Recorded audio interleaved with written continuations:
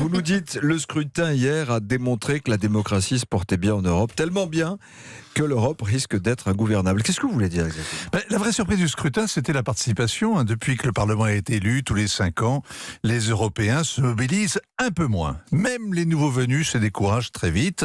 Et pour la première fois, c'est le contraire. En France, par exemple, on est revenu 25 ans en arrière. Les Français, hier, ont voté autant qu'en 1994. Et on observe ce rebond chez nos voisins, où le scrutin n'était pas le 3e tour de la présidentielle, un référendum pour ou contre Emmanuel Macron ou pour ou contre Marine Le Pen. En Allemagne, plus 11 points, pareil, plus 11 en Espagne, plus 13 en Hongrie, plus 15 en Pologne, etc., etc.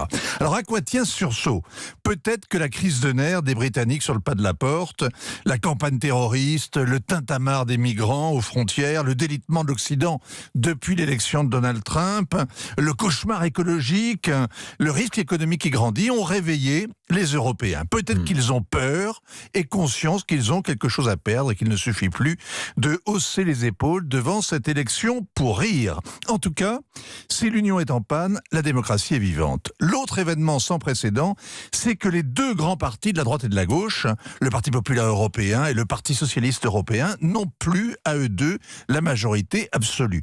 Le PPE, auquel appartiennent les présidents actuels de la Commission, du Parlement, du Conseil, va devoir faire une cure d'humilité. Et de son côté, le PSE subit une déroute. Le calvaire de la social-démocratie européenne continue.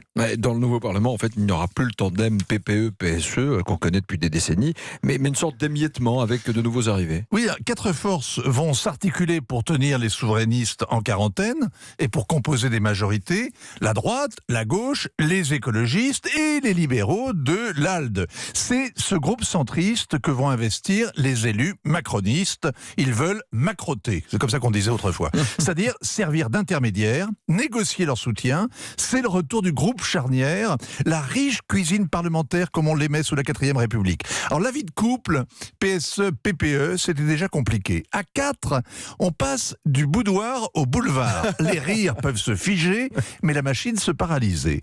Normalement, la Commission propose une loi. Les eurodéputés la raturent, les États aussi bataillent dans leur coin. Et puis, le trilogue réunit la Commission, le Conseil et le Parlement pour produire le compromis final. Tout ça est très lent et très démocratique, mais l'émiettement produit des miettes. Elle risque de bloquer cette mécanique exemplaire, fragile et déjà à moitié grippée. Merci Vincent Arouette pour l'édito international. Je retiens cette phrase, on passe du boudoir au boulevard, tant qu'on évite la farce.